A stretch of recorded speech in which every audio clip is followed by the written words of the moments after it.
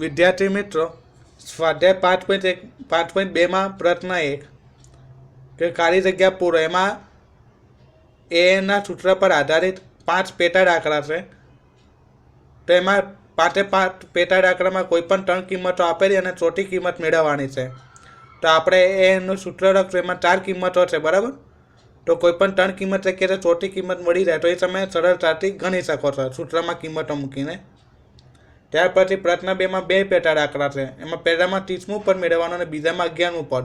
તો આપણે એના સૂત્રમાં પહેલાં n બરાબર 30 અને એના ત્યારબાદ n બરાબર 11 મૂકશો તો આપણને 30મું પદ અને 11મું પદ બંને મળી જશે. તો હવે આપણે પ્રશ્ન 3 ઉપર જઈએ. સમાંતર શ્રેણીમાં ખાલી ખાનાના પદ શોધો. તો એમાં પહેલો દાખલો 2 ખાલી જગ્યા 26.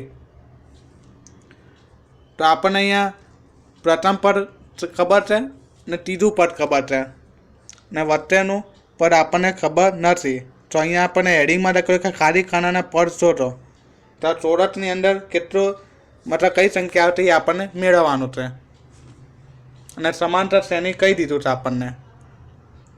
તો અહીંયા સમાંતર શ્રેણીમાં a બરાબર 2. હવે અહીંયા આપણને આ 5 શ્રેણી પૂરી થાય એવું ડોટ નથી આપેલું. એટલે કે ફૂલ કેટલા પદ છે તે કે 3 પદ છે એવું આપણે કહી શકીએ. કારણ કે પ્રથમ પદે બીજું પદ અહીંયા ખબર નથી, ત્રીજું પદ 26 એટલે n બરાબર 3.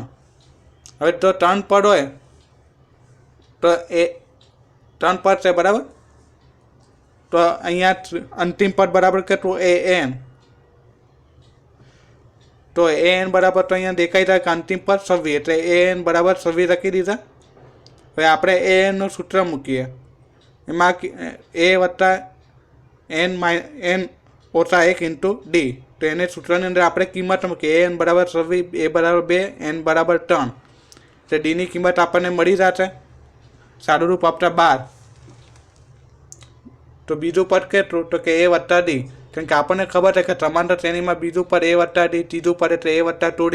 એ વ્યાપક સ્વરૂપ ઉપર આપણને ખબર છે.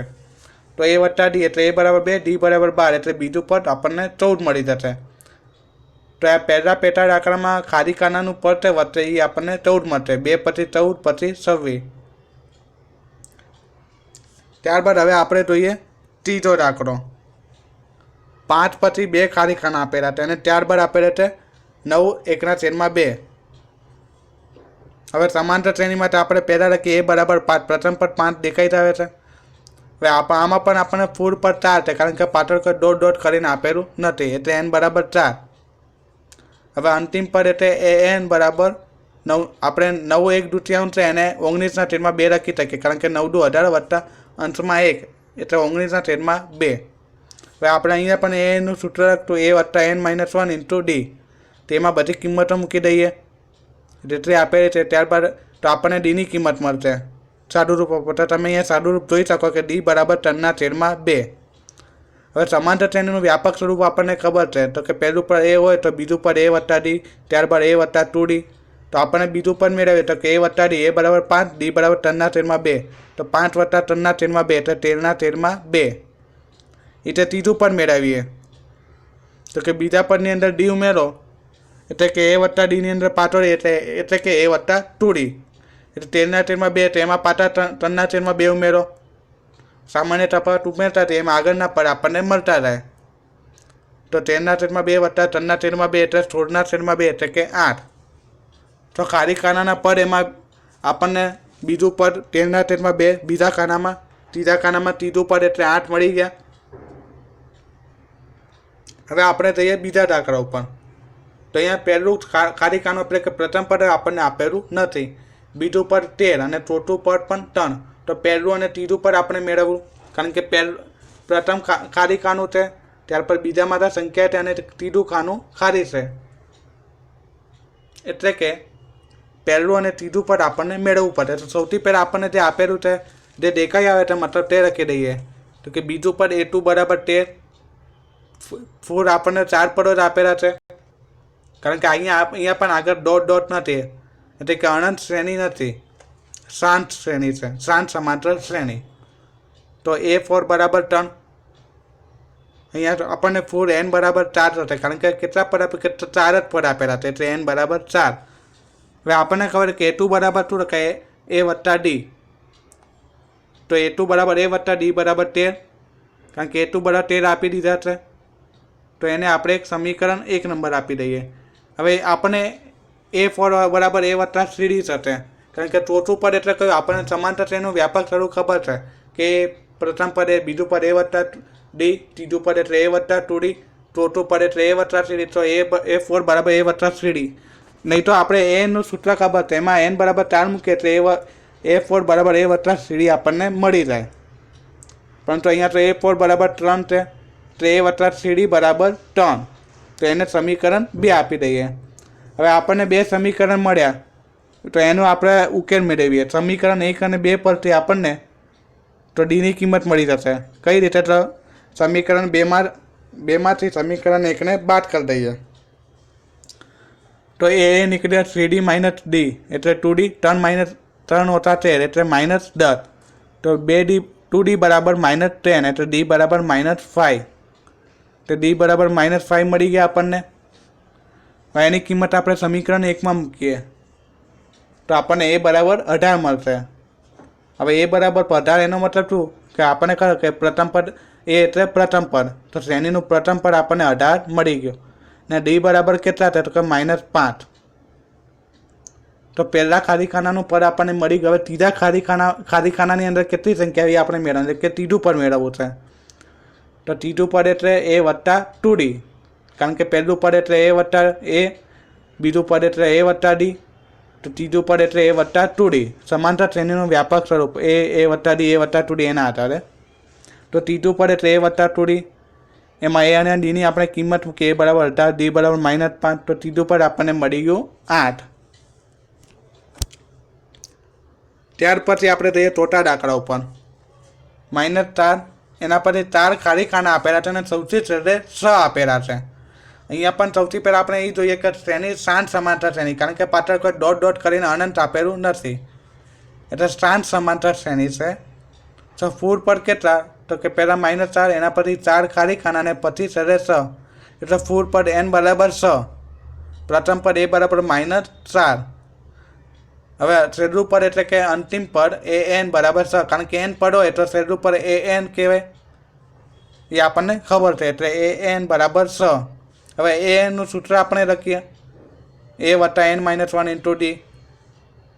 એની અંદર આપણે કિંમતો મૂકી દઈએ જે આપણને ખબર છે એ બધી કિંમતો. a n બરાબર 6, a બરાબર -4, n બરાબર 6. તો આપણને d ની કિંમત મળી જશે, d બરાબર 2.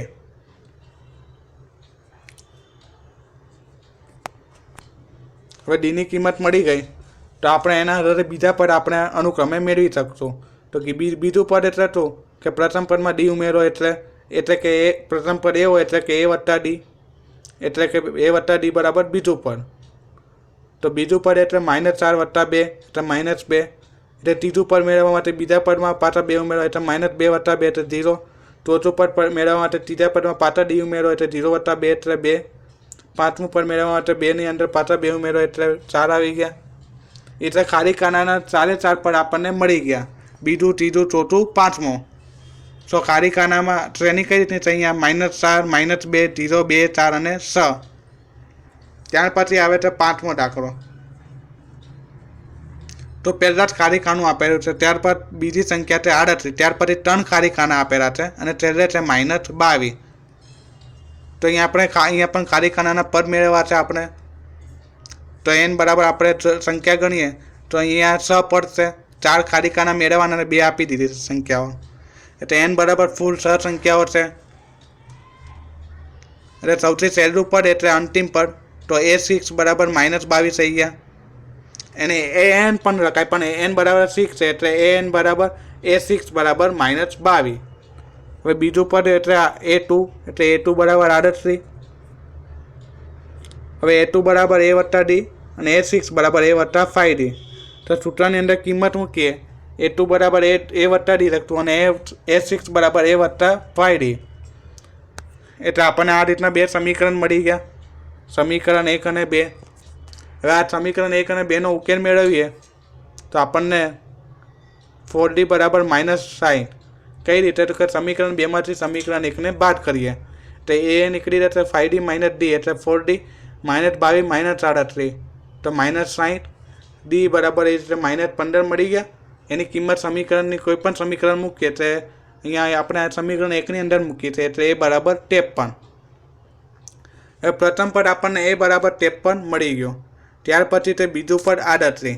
એટલે કે આ સમાંતર શ્રેણીમાં કેવું કે શ્રેણીમાં સંખ્યાઓ ઘટતી જાય છે. બરાબર, એ બરાબર 53, ત્યાર પછી 38. તો આપણને અનુક્રમે એ પછીના પદો આપણને મળી જશે. કઈ રીતે મળશે? કે D બરાબર -15 છે એટલે 15 ઘટાડતા જવાના. કારણ કે આપણને સમાંતર શ્રેણીનું વ્યાપક સ્વરૂપ ખબર છે કે A વત્તા D, A વત્તા 2D. એટલે કે પછીના પદ મેળવવા માટે DD ઉમેરતા જાઓ. પણ અહીંયા D બરાબર -15 એટલે કે શ્રેણી ઘટતી શ્રેણી છે. એટલે પહેલું પદ 53 આવી ગયો. પછી બીજું તો આપણને આપેલું હતું કે 38 એટલે કે 15 ઘટી ગયા. હવે 38માંથી પાછા 15 ઘટે તો શું આવે? ત્રીજું પદ મેળવો તો કે ત્રીજું પદ એટલે 38માંથી પાછા 15 થાય એટલે 23. ચોથું પદ મેળવો 23માંથી ઓછા 15 પાછા જાય 12. એટલે એમ જોવા જઈએ તો આપણે ખરેખર 15 ઉમેરીએ છીએ પણ -15 એટલે 23 - 15 એટલે 8. પછી પાંચમું પદ મેળવવા માટે 8ની અંદર -15 ઉમેરીએ એટલે -7. બરાબર. અને છઠ્ઠું પદ તો આપણને ખબર જ છે કે -22 છે એટલે એ આપણે લખવાની જરૂર નથી. અને આપણે અહીંયા ચેક કરવું હોય તો આપણે કરી શકીએ કે ભાઈ -7ની અંદર પાછા -15 ઉમેરો તો -22 આવે છે. એટલે કે આપણે જે ગણતરી કરી એકદમ બરાબર છે. તો આપણને એ રીતે પાંચમું પદ મળી ગયું.